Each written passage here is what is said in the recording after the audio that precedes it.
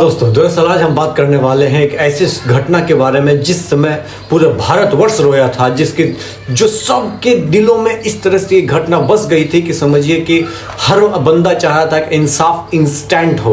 इस तरह की घटना बहुत ही रेयर होती है वो हमारे भारतवर्ष में, पर ये घटना ही ऐसी थी दोस्तों कि मैं क्या बताऊँ। मैं बात कर रहा हूँ जी हाँ 2012 की निर्भया कांड के बारे में। शायद आप सब में से बहुत सारे लोगों ने कहानी ये सुनी होगी, लेकिन मैं एक ऐसे पहलू को टच करने जा रहा हूं जो कि शायद आपको इस पहलू को हाइंडसाइट आपको नहीं पता होगा।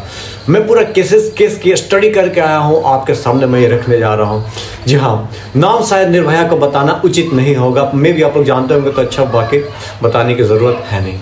तो ये घटना हुई थी दरअसल दोस्तों। पूरा वीडियो में आने के पहले सभी लोग चैनल को लाइक से सब्सक्राइब करना न भूलें। तो चलिए वीडियो को शुरू करते हैं।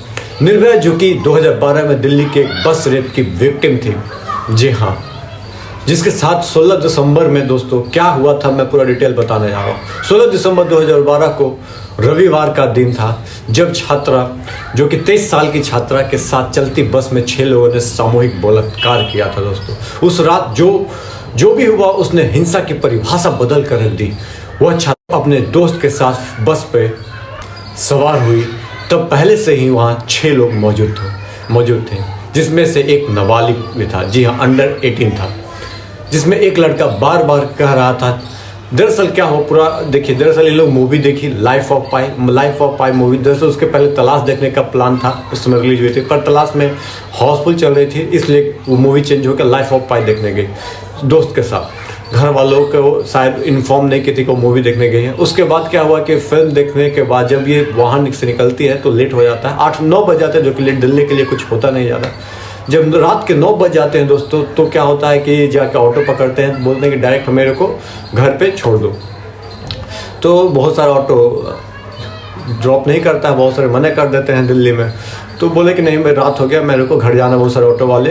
तो मैं आधा दूर मुनीरका तक छोड़ दिया। तो मुनीरका तक इन लोग जाते हैं, उसके बाद बस का वेट करते हैं। उसके बाद की घटना से देखिए, एक नाबालिग चिल्ला रहा था, दीदी चलो कहाँ जाना है, हम छोड़ देंगे।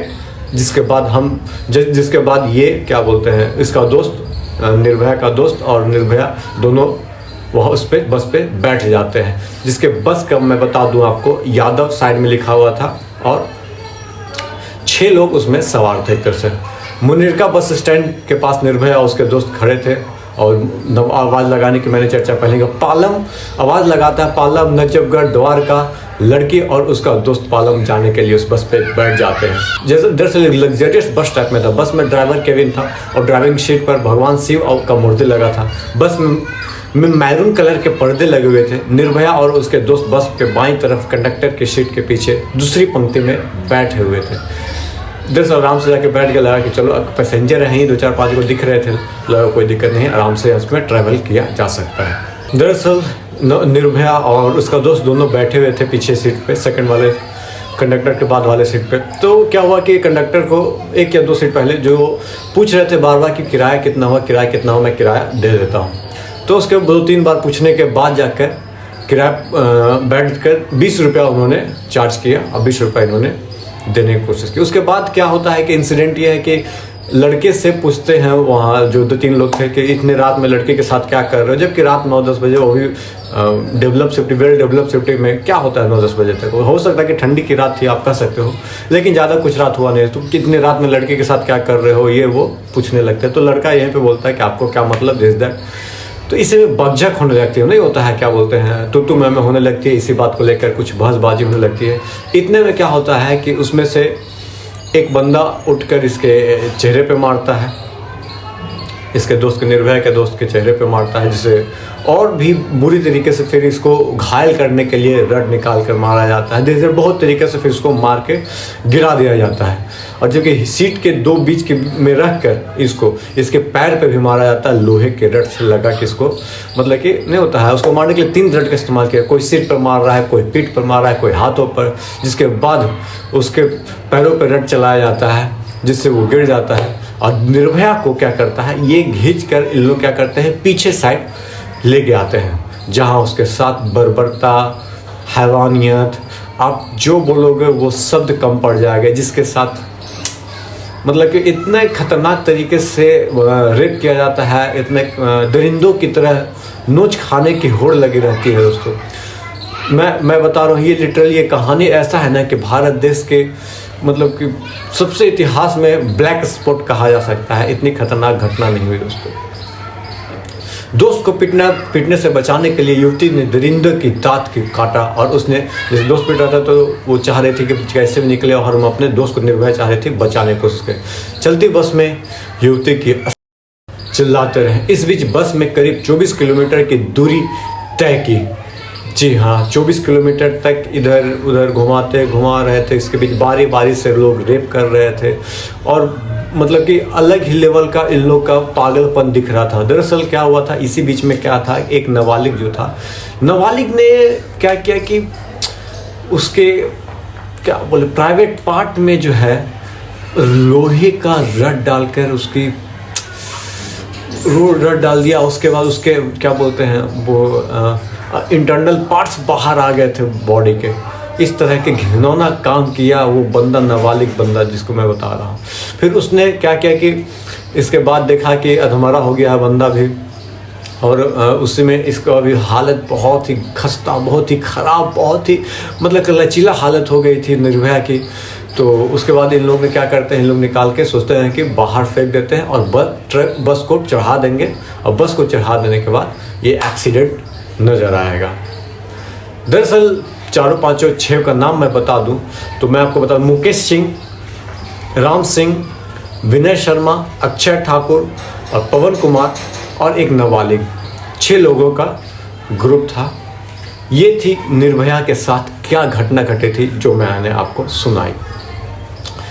दरअसल उसके बाद क्या होता है, इसके ये सुनकर आपका और दिल बैठ जाएगा। दरअसल इसको बस चढ़ाने के लिए फेंकते हैं, एक फ्लाईओवर की तरफ सन्नाटा था, वहाँ पे फेंकने और सोचते हैं बस को स्पीड से इन लोग पर चढ़ा देंगे तो एक्सीडेंट साबित होगा। और ये चीख रही थी, चिल्ला रही थी लड़कियाँ, और ये अपना जो इसका दोस्त था, पर कोई भी सुनने वाला नहीं था। तीन कहा जाता है कि 3 क्या बोलते हैं, थाना के बगल से गुजरा है लेकिन किसी को आवाज़ नहीं। इतने लोग गुजर रहे हैं, किसी को आवाज़ सुनाई नहीं दिया। पता नहीं क्या है, आई डोंट नो।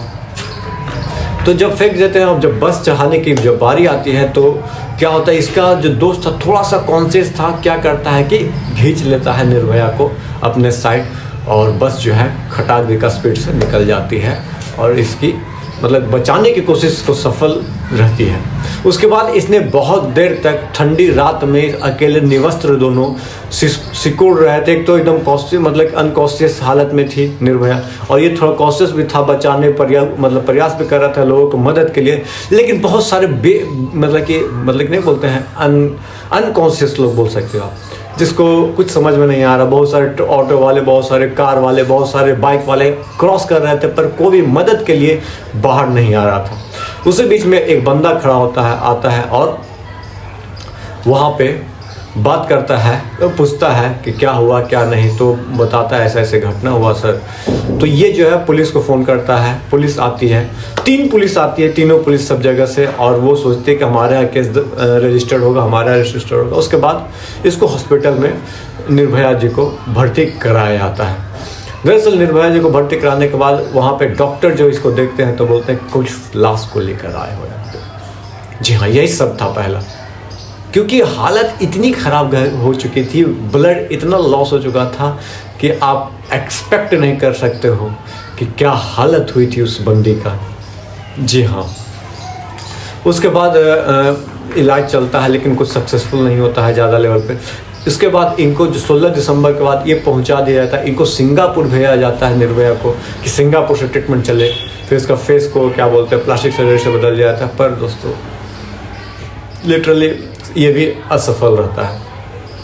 बहुत सारे लोग मिलने जाते हैं, चाहे शीला दीक्षित तो यहाँ तक ये भी बोली थी उसमें कि सीएम कि मैं मिलने नहीं जा पाऊँगी, नहीं होता है, मेरे में इतना हिम्मत नहीं कि मैं उस बच्चे से नज़र मिला पाऊँ, कुछ इस टाइप की बात बोली थी। इसी तरह सोनिया गांधी जी मिलने गई थी, और मतलब कि मैं बता नहीं सकता, मिलने के लिए बहुत सारे लोग गए थे उस समय की बहुत बड़ी घटना थी दोस्तों। उसे नहीं पता था कि रात उसकी जाने वाली है, उसकी जान जाने वाली है। इतने करीब उन लोग बस में बैठे थे। उसके बाद अब घटना बताते हैं कि पकड़ाए कैसे इन लोग। दरअसल क्या हुआ कि पुलिस जब क्या बोलते हैं जांच पड़ताल करने लगी तो क्या हुआ कि देख रहे थे कि बस जो है जा रही है और यू टर्न ले रही है, यहाँ से एक सीधे जाते हुए यू टर्न ले रही है। रीज़न क्या था? और उसके बाद जो सीसीटीवी कैमरा, होटल्स ये सब के जो थे वहाँ से इकट्ठा करती है। उसके बाद दिखा हुआ कि यादव लिखा हुआ है साइड में। तो इससे नहीं होता है, वो लिंक जोड़ने लगे कि कोई ट्रैवलर बस चल रहा है। जिस बंदे का बस चल रहा होता है, जिसके नाम से वो आता है और बोलता है कि ये बस तो झुग्गी झोपड़ी एक है वहाँ पे, वहीं पे लगती है और इसका ड्राइवर है वो राम सिंह है। तो जाके पुलिस पता करती है तो इन लोग जो है बहुत तेज़ी से क्या बोलते हैं बस को क्लीन करने की कोशिश की थी, साफ़ करने की कोशिश की थी, कुछ पता न चले। लेकिन कुछ चीज़ बच जाती है, फॉरेंसिक टीम आती है, कुछ बाल तो कुछ मतलब नहीं होता है, वो वहाँ से कलेक्ट करती है और जाकर फॉरेंसिक जाँच होता है। बहुत सारी चीज़ जैसे कि एक क्या ATM भी शायद छीन लेती है। इनकी माँ आशा देवी के नाम पे था शायद। इस तरह से कड़ियाँ जोड़ के पता चल जाता है। और राम सिंह ये बोलता है, पहले स्टेटमेंट ये रहता है कि मेरा भाई जो है वो मेरा बस बिना बताए यहाँ से लेके गया था और उसी का काम है ये सब काम किया है, लेकिन फिर और वो भाग गया यहाँ से, ये बात कहता है। लेकिन फाइनली पता चल जाता है कि नहीं, इसमें राम सिंह भी इन्वॉल्व है। दरअसल राम सिंह, मुकेश सिंह, क्या नाम है, पवन गुप्ता, अक्षय ठाकुर, विनय शर्मा और एक नाबालिग, सबको धीरे धीरे करके कोई बिहार से पकड़ाता है, कोई कहीं से पकड़ाता है, कोई अंगूठी किसी का मतलब अंगूठी छीन कर लेके आ जाता है, तो कोई मोबाइल छीन लेता है, कोई मतलब सब कुछ ना कुछ छीन कर अपने पास रखे हुए होते हैं और धीरे धीरे सब पता चल जाता है। कुछ फेंक भी देते, लेकिन जो कनेक्ट करते करते लोग पता कर लेता है कि भाई, पुलिस पता कर लेती है कि कैसे इन्होंने क्या ये अंजाम दिया। और उसके बाद क्या करते हैं कि राम सिंह जो है फांसी खुद को लगा लेता है वहीं जेल में। पहला ख़त्म। दूसरा क्या, नाबालिग था तो नाबालिग को इम्प्रिजमेंट ज़्यादा दिन तक हुआ नहीं, कम दिन में वो शायद मतलब उसका नाम नहीं बताया गया और उसको फिर शायद छोड़ दिया गया, पता नहीं, मेरे को डिटेल में देखा नहीं। मेरे डिटेल शायद यही है कि छोड़ दिया गया, उसको ज़्यादा साल की सज़ा नहीं हुई है जहाँ तक मेरे को पता है। यदि I am wrong then please correct me. उसके बाद बात करते हैं बाकी 4 को, तो 4 को फांसी दे दी गई 2020 में, जिन्होंने अर्जी डाली थी कि हमें क्या बोलते प्रेसिडेंट के पास कि ऐसा ना हो, फांसी न दिया जाए, तो लेकिन फांसी दे दिया गया उन्हें। और फांसी तो कब का दे देना ही चाहिए था इस तरह के क्या बोलते गुनहगारों को, इस तरह के इंसानियत को संसार करने वाले लोगों को। ये कहानी हम सबको हमेशा याद रहेगी और हमें ये याद दिलाएगी कि हमें अपने देश में औरतों के लिए ज़्यादा कुछ करना है, जी हाँ, आगे बढ़ाना है। ये कहानी दिल को झकझोर देने वाली कहानी थी जो कि मैंने आपको सुनाया। आपको ये वीडियो पसंद आई हो, कुछ मिसिंग हो तो प्लीज़ कमेंट बॉक्स में कमेंट करके बताइएगा। दरअसल ये कहानी बहुत इंपॉर्टेंट थी मेरे को आपको बताना। आप कुछ इसमें मिसिंग होगा तो जरूर कमेंट बॉक्स में कमेंट करके बताइएगा।